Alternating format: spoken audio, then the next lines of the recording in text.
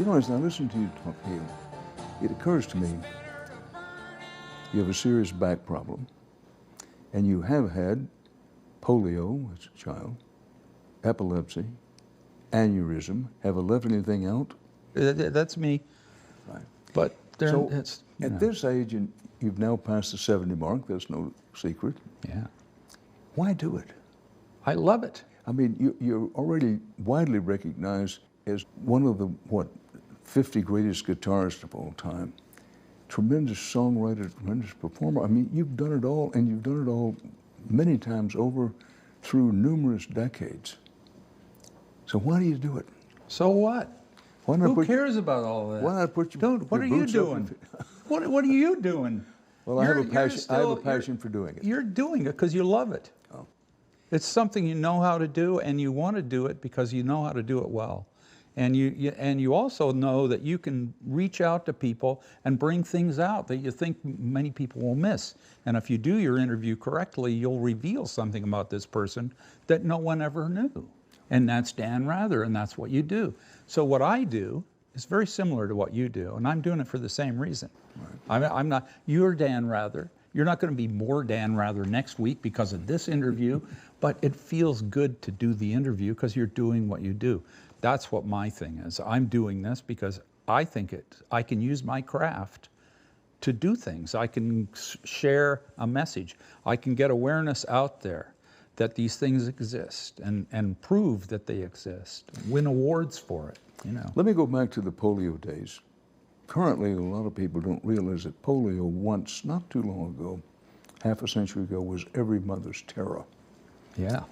And when you had polio, I'm asking you, how did that affect how you see the world, and how did it affect how you saw the path of your life stretching out in front of you? Well, literally speaking, I see the world through one eye much more than I do through the other, because one side of my body was affected by polio.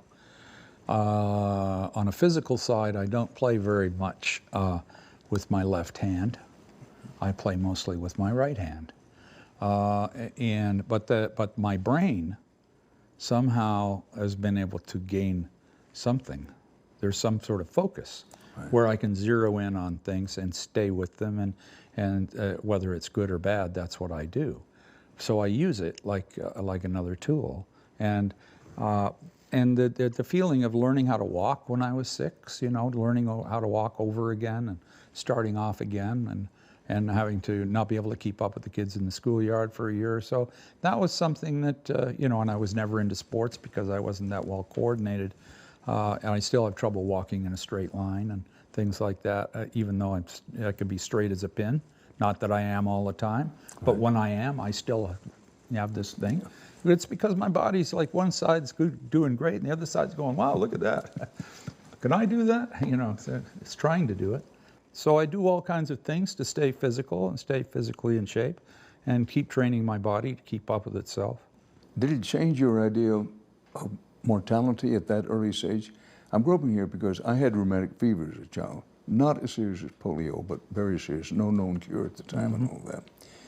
And having been bedridden for a better part of a year twice, almost in succession. That was a bad one. And looking back on it, I do think that whatever drive I have, whatever life view I have, you will, may very well have been formed during that time. And my question is that what happened to you or not? You know, I don't know. I don't know the answer. But I do know that it affected me.